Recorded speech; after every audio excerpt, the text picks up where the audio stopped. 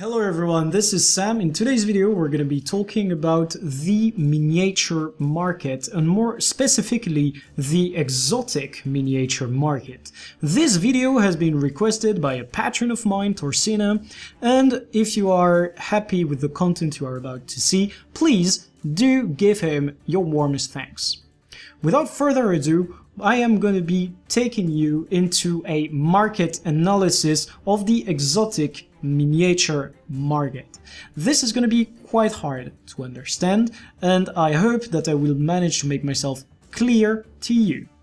First of all, we're going to be having a look at the miniature page of the wiki, but that will happen after the intro.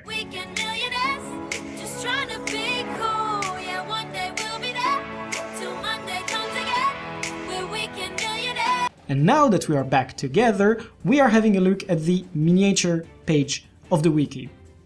Miniatures are divided in specific rarities. You have fine, masterwork, rare, and exotic. These are the 4 tiers of rarity of minis that you can get. What we're interested in, of course, is the last tier of this, the exotic ones. There are multiple ways for exotic minis to be acquired, but the most common one for players nowadays is to buy them for karma at merchants in living story maps, or to acquire them as raid drops, or finally to get them as a rare random drop from specific events or mobs. Now, this doesn't tell us much about the exotic mini market other than some people get lucky and they get the minis and then they sell them on the trading post, and then people who have a lot of money can artificially keep the price high by buying the cheap ones and then selling them higher. But actually there is a little bit more than this to the exotic mini market, and that's what we're going to be having a look at right now. To start, we're going to go back to the beginning of the game and we're going to look at the mini collection sets. Mini collection set 1 was released near the start of the game, and in it we had specific exotic minis that up to today retain a very high value. So mini jackalope is quite expensive. How exactly do you acquire this guy? You can get it through a guaranteed wardrobe lock or a toy mini egg, but the toy mini egg that drops from the black lion chests, or you can get them for statuettes. That's not too good, right? Because it means that you can only get these minis, which have a collection tied to them and achievement points tied to them, from the black lion chests. But there are other ways to acquire these minis, and that's the reason why some of them are kind of on the cheap side, you know? 24 gold right there, that's not much, right? So that's what we're going to be explaining, but first we're going to be having a look in general at how the price of minis change. For this we're going to be using the website of Silveress, who has recently made a post on Reddit tied to the Zephyrit event and showcased this amazing graph website. On it you can see very simply curves for selected items and specific fields. So in my case that's buy price and sell prices for the top minis of each of the collection sets. And I decided to add specific updates as well as the AB multi-loot, because that's gonna allow us to explain quite a bit of stuff that is tied to the mini market. Exotic miniatures, when they are not tied to a vendor or tied to an event, are vanity items. People want to get them because they are rare, because not many people have them, because they are a proof of you being rich or a proof of you having played at a specific moment when they were available. Which means that when people have money, they buy minis, so the price goes up. This is what we can see right there with the AB multi-loot. People got overall richer, prices went overall higher because they started buying them to unlock them for their accounts.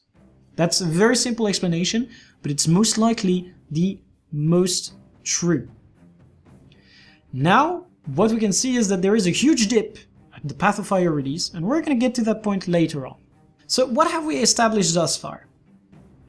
Exotic minis are vanity items. They get expensive when people have money, and the only way to get them is with wardrobe unlocks or toy miniature eggs. That's tied to the Black Lion chest. That's not too good. But we're gonna get to this later on. We had some other ways to acquire it. And before that, we're gonna have a little introduction to that specific way with the mini Steam Hulk. That was when players discovered that you could get specific minis out of a combination of other minis in the Mystic Forge. They realized you had a way to acquire them. We had other recipes than this one, for example the mini Hydra more recently, the 3-headed Hydra. But what people saw right there is I can forge minis together, get a specific or non-specific outcome, and this outcome is obviously going to sell for more than what I put in. That's usually the idea. So from this we saw that people discovered a surefire recipe, and that meant that the outcome of it would remain at a specific price as well, unless there would be normal supply of the materials, that is the mini Twisteds, but that wasn't the case. We always had a supply of them. And then some people realized, you know, the idea was already here, but some people engineered it. It was that you could forge rare minis to get exotic ones, but not any rare minis. Rare minis that you could get from the Black Lion chest, like mini Mitrin, and for example the minis from the mini collection sets, the rare ones, you could forge them as well. Stuff that dropped from the Black Lion chest you could forge together. And there was one of these minis that you couldn't quite forge. That was a mini Casimir Mead. And that's when people started speculating and the mini market went boom.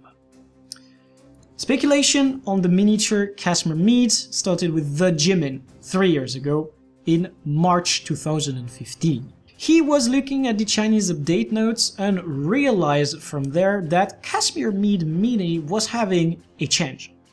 A specific recipe like the Twisted Minis? Maybe. But what felt more logical to our man was that it would probably be made like the other miniatures and could be forged together to get exotic ones from the mini collection sets. And he thought, that's a huge opportunity for money. That's exactly what he explained in his speculation topic and the follow-up one, where people actually confirmed that you could forge them together. And that's when the price of the Casimir Mead went up back in 2015, and then, since it was a pretty cheap mini for all of that time, it went up with the Ori Basin multi-loot and people getting money and wanting to buy the vanity items. You can see that I added mini Mitrin to this curve as well, because it's another mini that you could forge and get from the Black Lion chest, so it was kinda interesting to have a look at both of them together. Casimir Mead wasn't as available as Mitrin was, which explains the discrepancy in price later on. So now that we had a look at the market, let's do one more recap. Vanity items. More expensive when people are rich.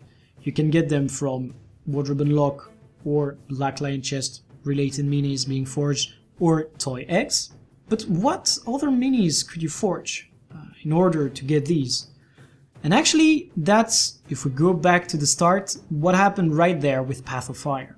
Path of Fire was a huge game changer in the exotic mini market because it introduced a cheap supply of rare minis. Mini Green Raptor Hatchling, and later on the Red Griffin and the Yellow Jackal Pup. Actually, the Jackal before the Griffin. What can we see from all of that? We can see that a cheap supply of rare minis made the whole exotic market collapse. And of course, that's what I did when Path of Fire released and I couldn't get into the leading story map and I couldn't play the new expansion. I just bought cheap rare minis and forged them. And I made good cash that way. And that's one of the big lessons from this market and the markets in general. When there is a huge change in supply or demand, or something that appears to be very good, you need to keep your eyes out for it. Like huge influx of a specific type of item, look into it. Look into what you can make with it and make bank on it. That's the biggest tip I can give you when it comes to taking action after an update. And the exotic mini market was hit massively by by Path of Fire, and even today, most of the expensive minis that you can get have been forged by using the cheaper minis from here, so the Yellow Jackal Pup or the Red Griffin Hatchling. With all of this information covered, now there is one last point that could be interesting for us, because you would say, but Sam, at some specific events or at specific times, we had the release of minis that were tied to an event. And then they weren't available anymore, or they were available on the gem store, be it the Black Lightning Chest or the gem store itself, and then they weren't available anymore. What do you make of this? And of this, I'm going to say that's an investment opportunity. Of course, what comes to mind most easily then would be the South Sun tied minis. And if we have a look at them, they are quite interesting. It can be Southern Farron, Southern Kashmir, the Mini Kaka and the Mini Kaka Hatchlings. They're tied to Living Word Season 1, they're tied to Southern Cove, and these minis were some of the minis that had the biggest changing price ever, going up to 5,000 gold for the Mini Kaka. But they also were met with a very sad destiny. These were a very good investment, of course, like if you could get them on the cheap, they kept going up on price, and a lot of people kept investing in them or trying to flip them in order to make some good money. However, IronNet right there showed us that investments are never something that is entirely sure. Some investments that you are going to be making will net you some good cash, provided you sell them at the right time.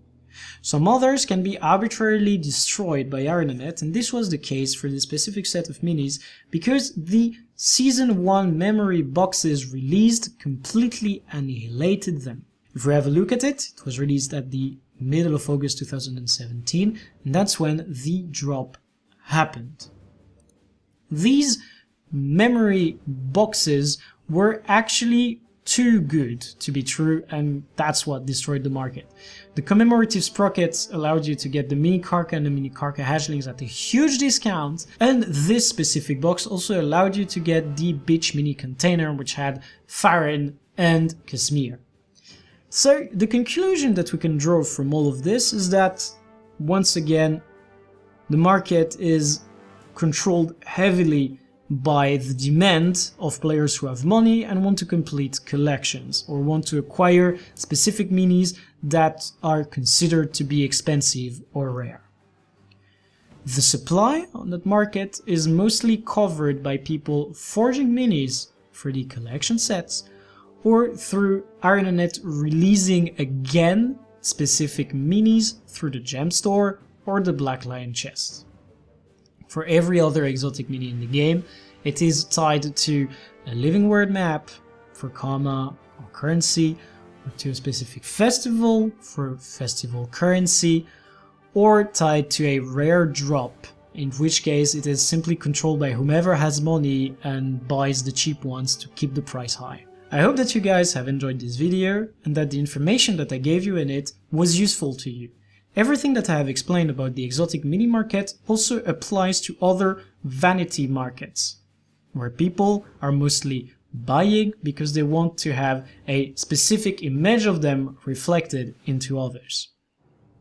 Now, if you have liked this content, please do leave a like under the video and a comment under the description. If you want to take it a little step further, you can join our Discord server or follow me on social media. The links are in the description. And now, if you want to take this to the highest tier, you can also decide to subscribe on Patreon. As I said earlier at the start of the video, this video was requested by a patron of mine, and this is the kind of content that you could also be asking for and of course have a look at before the others. Now, I wish every single one of you some happy trading and to get rich.